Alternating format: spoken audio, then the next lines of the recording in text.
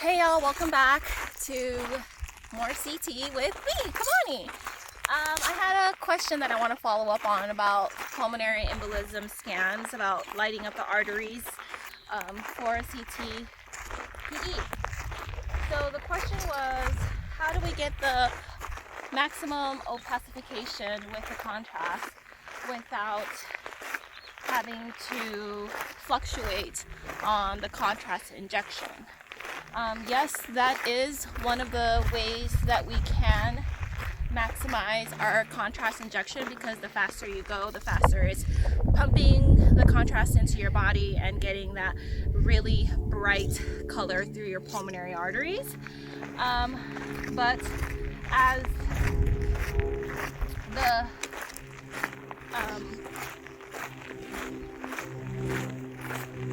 person who questioned the question, what do you call that? The Answeree? No. The Wanderer. As a viewer had mentioned, I forgot where my track is going. So, to maximize this, we have to also think about the heart rate, the person's. We also have to recognize that everyone's heart rate is at different levels. So some people can be tacky, some people can be Brady, and that will mess up the contrast injection imaging. Also, another thing to recognize is if you're a heavier person, and even if you're a pregnant person, a lot of pregnant females come in with chest pains, and the physicians would order pulmonary scans for pregnant women.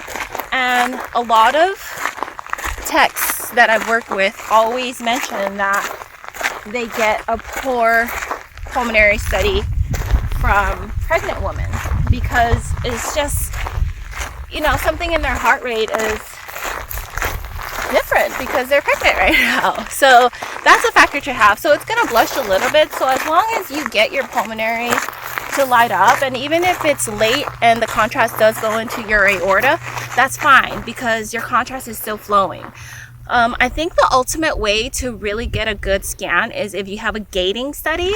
So if the machine does gating, it actually measures the heart rate and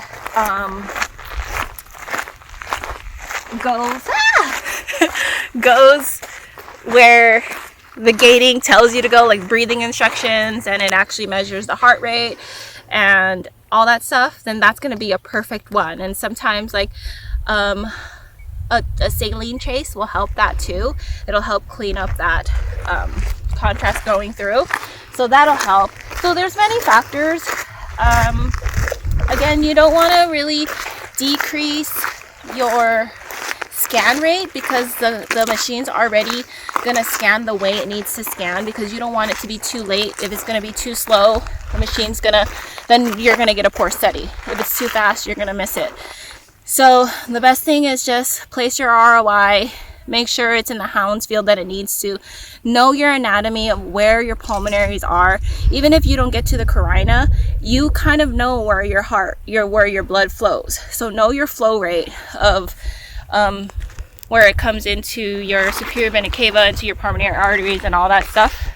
So as long as you know where it's coming from, then you can trigger where you need to trigger. And hopefully I answered your questions. If you do have any other questions or any clarification of something, please feel free to comment. If there is some clarifications, or if I said something wrong and you guys need to emphasize some more, please, I'm more than happy to take on your recommendations and anything that you have to offer our community, to just share this information to everybody else. I may not be triggering everything because I don't have any bullet points with me, obviously. The empty bottle of water. So thirsty. But yes, I'm trying to find time to put out more videos. So here it is. Just take it out as it comes. Please, again, share your thoughts, share your comments. We're more than happy to,